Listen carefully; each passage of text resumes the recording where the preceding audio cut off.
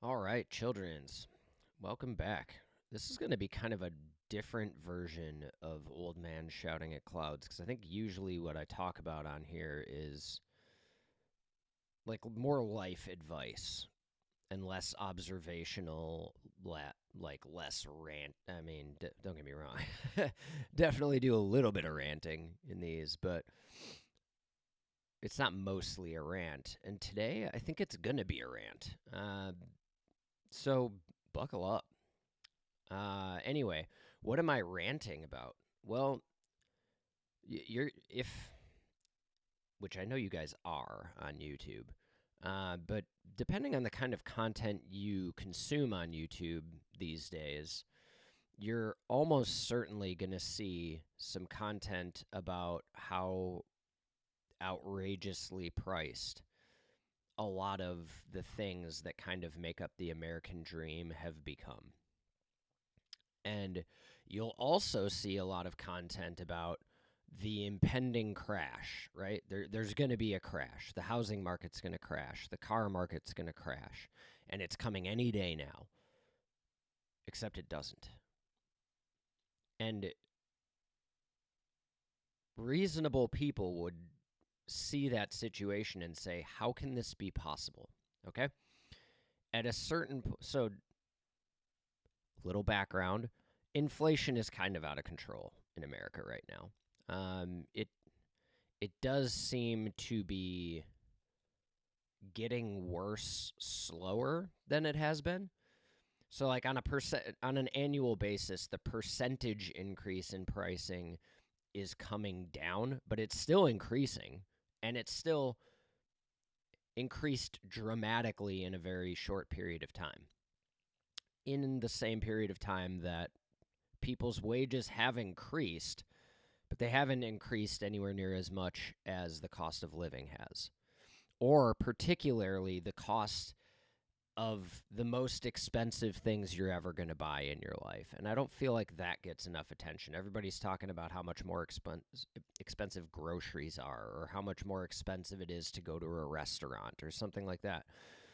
Okay, yes, not untrue, but I'm not sure that's as devastating to the average person as the major purchases and how much they've increased in cost. So, what am I talking about when I say that? Well, I'm talking about buying a home, buying a car. These are probably the largest purchases most Americans make. You could throw in there a college education at this point. Those are probably the biggest three, and all three of those have skyrocketed. Not to mention the fact that the interest rates on the loans you have to take out to buy those things have also skyrocketed. So, now, a little bit of context helps. You will hear people older than me, if you can imagine that, saying, well, interest rates are nowhere near as high as they used to be. In the 80s, 1980s, they were double digits. It was 18% for a mortgage or 16% for a mortgage. True. It was double digit interest rates. If you look back, they're not lying. But the purchase price of that house was like 80 grand. I don't know if any of you have spent any time on realtor.com or Zillow in the last ever, but you can't buy. It's actually difficult to buy. Not okay. I'm exaggerating a little bit, but it's not that hard to spend 80 grand on a car now. A car. You definitely aren't buying a house for $80,000. I almost don't care where you are. Okay, maybe in some post-apocalyptic neighborhood in Detroit you could buy a house for 80 grand. That's probably like about it. Okay, you can't go to a small town in the Midwest and buy a house for 80 grand. I've yet to see it. I'm not even sure. I don't think you can buy a condo anywhere for 80 grand. So while they're not wrong in saying that interest rates used to be higher than they are now, when you add together the purchasing price of the asset and the interest rate, you get a situation where people like me who make a decent amount of money look around at all these houses for sale and you're like, who's buying them? Who can afford this? Like, I couldn't afford it. If I were trying to buy a house in today's market, I probably just wouldn't. I would be like, no, too expensive. I can't. I'm going to be spending 60% of my income on my mortgage payment. That doesn't make sense. I'm going to be eating saltines for all my meals and drinking hose water. Like, this is not a life that sounds worth it. Now, your options aren't great because rent is also really high.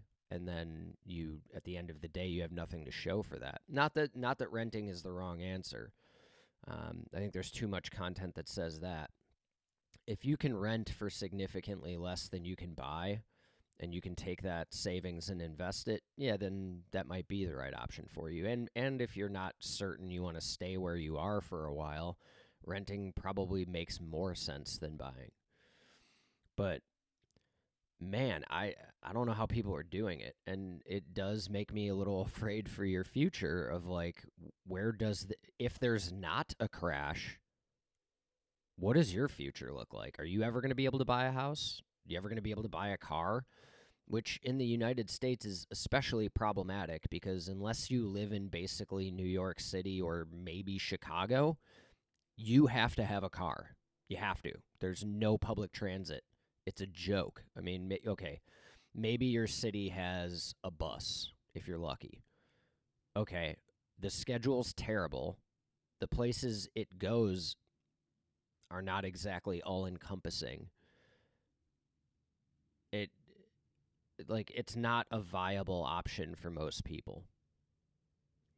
So you basically have to have a car in America, almost everywhere. So there's a purchase you have to make, okay? It's not like you live in Berlin or London where you could realistically get around using the metro. You could get to almost anywhere you want to go. Not the case in America. So you're buying a car, and what prompted this whole rant is for a while now, we've dreamed big of getting a Toyota Sienna minivan, right? God. Yeah, we do really, really want one because we have 3 kids and a dog, and we literally don't have any family who live in the same city we do. Not a single family member. So if we want to see people, we're packing up a car and driving. And it's not like we're driving around the block. We're driving an hour and a half to 2 hours. Okay? Not sure if anybody's tried to buy a plane ticket recently, but yeah.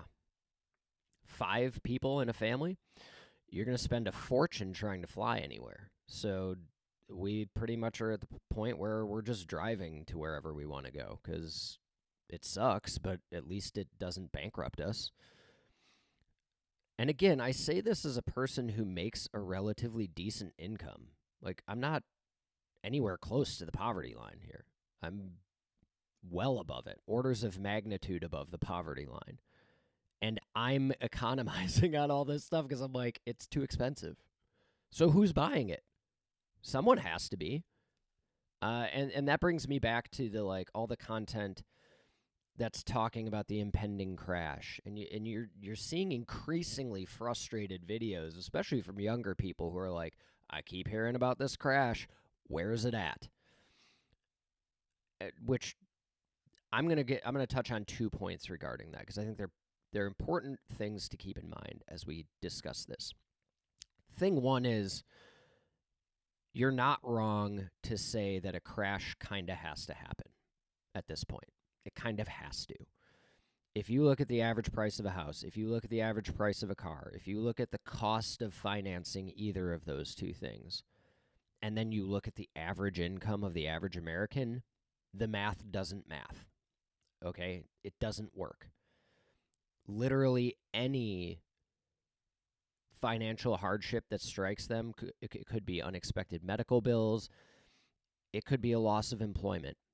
If anything like that happens to these people, they're sunk immediately, right? Because they're spending too much of their income on a mortgage payment or a car payment.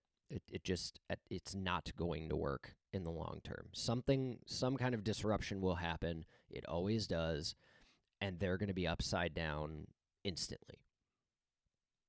Financially insolvent immediately. So those interruptions always happen, okay? They always do. They're unavoidable. Things do not go linearly from good to better all the time. So something like that will happen eventually. And then there will be a crash because there's going to be a whole lot of people who are living check to check that can't absorb that event. But the other thing that could happen is people simply stop buying those things. Okay? Like they just, it gets to a point where they say enough is enough. I'm not paying $500,000 for a 3-bedroom house. I'm not doing it. I'll rent, I'll live with my parents. I'm not paying that much. Same could happen with the car market. They could get to a point where they're like, you know what? I guess I'm going to work at the coffee shop down the street from my parents' house, and I'm going to live in their basement because I can't afford a car. It just doesn't work. And I can't get a job that would allow me to afford it. So this is my reality now. I'm just going to do that. I'm going to apply for jobs that are within biking distance or walking distance. Or if I'm super, super lucky, within range of public transit, and I'm just going to live that life. But there are a couple things getting in the way of that version of reality where people are responsibly making a choice and saying, you know what, even though this isn't ideal, even though this isn't the American dream, this is what I'm going to do because I can't afford anything else. One thing is Americans are incredibly stuff-oriented, and we're incredibly short-sighted financially, or like short-sighted in general. Like, we want everything right now, and we're unwilling to wait for it, which is why inflation's gotten as out of control as it has, because we just expect to be able to have those things. We think of them as like more or less entitlements. Like, we're entitled to a house, we're entitled to a car. Now, the car one's a little tougher because you do, for the most part, you basically have to have one. We don't have to have as nice of a one as we have. We don't have to have all the bells and whistles, but we want them. I mean, good luck finding a base trim model of any car. Like, A, the car manufacturers don't want to sell them because they make less money on them. But B, none of the consumers really want them anyway and aren't willing to wait for them, that's for sure. So you have this situation where, like, our natural tendencies are bumping up against a reality that doesn't allow them anymore. And I can't help but feeling that corporate America and Americans are basically stuck in this super high stakes game of chicken right now, where like Americans are looking at them being like, you got to lower prices. I mean, this is not sustainable. We can't keep paying this much for a basic bill of goods. Like in the back of our mind, we know that some kind of event is going to come up that's going to break that. Okay? So like whatever, it could be the financial crisis. It could be a changing in the presidency. It could be any number of little shocks that the system just can't take because the margin for error is razor thin as it is. And so we're like, come on, guys, you got to lower the prices a little bit, okay? We all know you're making record profits right now, so it's not like you're struggling. Just be like a little bit less greedy, just a little, and we'll keep buying this stuff because we're addicts. We have to have it. Just make it possible for us to continue to do that. And then you have corporate America being like, I'm not giving up these profit margins. These are amazing. Like, are you kidding me? I just bought my second yacht. I'm not going to stop. So, to all the frustrated YouTubers or streamers or Instagram reel makers, that's why it's not happening. That's why the crash isn't happening, is because people are still buying. If you're a business, you're not going to turn their money away. If they'll pay $80 for something they used to pay $60 for, you're going to take $80, okay? This is just how business works. None of these people are running a charity. They're running a business. And if they're going to maximize profits. I promise you. They always have. They always will. If you'll pay $80 for it, they'll take $80 for it. The only way to change that is to stop buying it. That's it. Nothing else will work. You have to stop buying it. Don't look to the government. Government is not going to help you. The government is in the pocket of these people. Guess who they're going to legislate in favor of? Not you. You have to stop buying it. Period. Full stop. That's it. Now, this brings me to my second point, which is we're all kind of hoping for that, but we should be careful. Okay? I don't know if any of you have seen the movie The Big Short. If you haven't, you should absolutely watch it. It's a fantastic movie. And it's also, like, I think an important movie for Americans to watch and wrap their heads around, because we didn't learn anything from it, as near as I can tell. I mean, we're right back. As far, in my opinion, we're back to like 2007 time frame, where we're definitely in a bubble. It just hasn't burst yet.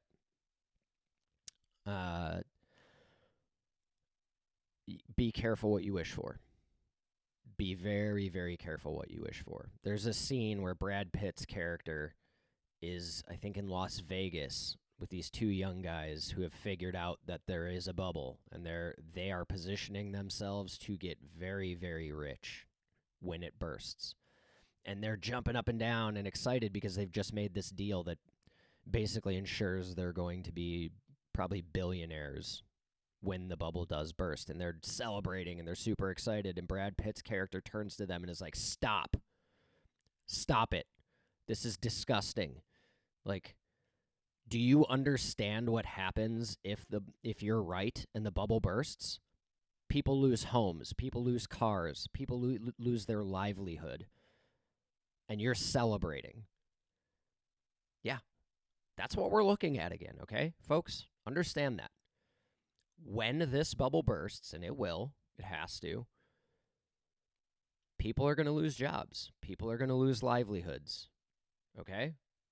Might be one of you. Probably will be. Well, no, it won't. Nobody watches this. But if they did, it would be one of them. Like, corporate America doesn't take stuff on the chin. I don't know how many times we have to learn that lesson. Like, you think that if the market crashes, it's going to be the rich people who lose? It's not. They're sheltered, okay?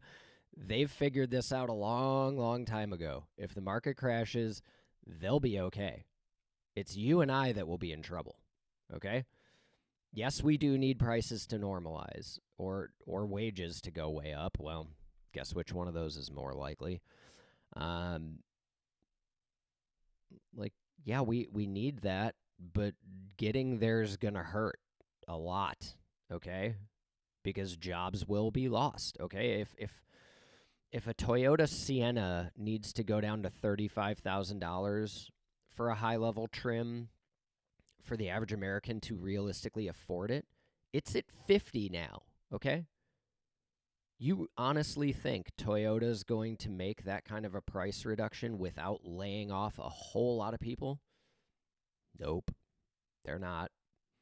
Neither will Ford, neither will GM. Like, heads will roll if that happens, okay? Buckle up, be prepared. Yeah, I want the price of a car to come down too. Yeah, I want the price of a house to be affordable for the average person too. I want kids, I want you to be able to buy one of these things. I want you to own a home. I want you to have a car. It's a nice life. But there's no winning or losing. There are just trade-offs. Okay? So yeah, prices are high today. People have jobs. Prices go low, there's going to be a whole lot less people with jobs. That's just the reality. It's not going to be Elon Musk who suffers. It's not going to be whoever the CEO of Ford is that suffers. It's going to be people like me. Like that's who always takes it on the chin. That's who always will take it on the chin, okay? People at the top find ways to shelter themselves. So, anyway, that's where we're at. Like, yeah, it probably still has to happen. I mean, looking around in my neighborhood and seeing that even small houses are going for like $400,000 to me. I mean, these are literally starter homes, like 2-bedroom. Maybe you're finding a 3-bedroom, very, very basic house for like just north of 400K. But like, man, say that out loud. Who's coming into the workplace in the early years of their career and being able to afford a $400,000 house? Like I can't imagine it. My first house was $220,000, and I thought that mortgage payment was tough to stomach. I don't know how anybody's doing it right now. I really don't. Never mind the cost of a car. Like, you can't, I don't know. Granted, I'm a little bit of a different situation in that I kind of need a minivan. Like, that's the only vehicle that really makes sense for our family situation. But a minivan is like 40 to 50 grand? What? What? In what world should a minivan be almost half $100,000? It used to be that's what a Mercedes cost. So, yeah, I don't know where we go from here because we do need prices to come down. I'm just saying. Don't think of that like it's some magic fairy dust. Like it's a wizard waving a wand and solving our problems. It isn't. When the prices come down, because they're going to have to, there's going to be pain and agony associated with it. So I don't know what to tell you. I don't know what to hope for. I don't know what I'm rooting for here. It'd be nice if, corporate America would be like, okay, we've gotten a bit greedy. Let's just dial back on the greed a bit. We can still be greedy. We can still live a completely rich and unencumbered lifestyle. We just maybe can't afford a second yacht. Maybe we have to buy a used Gulfstream. That would be nice, but it also won't happen. So temper the enthusiasm for the crash a little bit is what I'm saying, I guess. That's the point of all this ranting is, yeah, we probably still need it to happen anyway, but curb your enthusiasm a little bit for it because you're going to feel pretty gross about rooting for that when that day does come because it won't be pretty. All right. Old man shouting at clouds, signing off. Later, bye.